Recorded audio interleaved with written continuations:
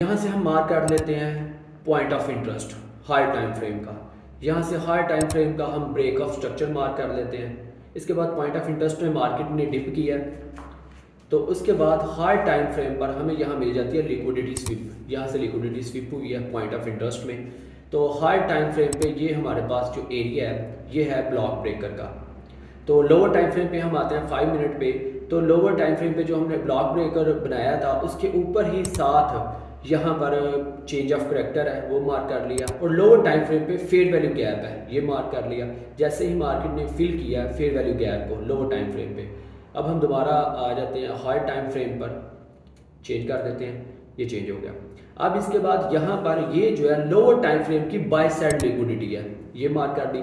ये जो high time frame की बाय साइड लिक्विडिटी है, इसके बाद हम जो एंट्री लेंगे वो होगी हमारी जो फेयर वैल्यू गैप था और ब्लॉक ब्रेकर की जो लिक्विडिटी वहां तक हमारा होगा स्टॉप लॉस। और इसके बाद टारगेट हमारा फर्स्ट टारगेट होगा TP1 वो लोअर टाइम फ्रेम की बाय साइड लिक्विडिटी, और इसके बाद जो सेकंड टारगेट हमारा होगा वो होगा हाई टाइम फ्रेम की बाय साइड लिक्विडिटी। और मार्केट देखें इसको भी, ये टारगेट जो है इसके बाद ये फिल हो गया। यहाँ से हम मार्क कर लेते हैं point of interest high time frame का। यहाँ से हाई टाइम फ्रेम का हम ब्रेक ऑफ स्ट्रक्चर मार्क कर लेते हैं। इसके बाद पॉइंट ऑफ इंटरेस्ट में मार्केट ने डिप किया, तो उसके बाद हाई टाइम फ्रेम पर हमें यहाँ मिल जाती है लिक्विडिटी स्विप। यहाँ से लिक्विडिटी स्विप हुई है पॉइंट ऑफ इंटरेस्ट में। तो हाई टाइम फ्रेम पे ये हमारे पास जो एरिया है ये है ब्लॉक ब्रेकर का। तो लोअर टाइम फ्रेम पे हम आते हैं 5 मिनट पे।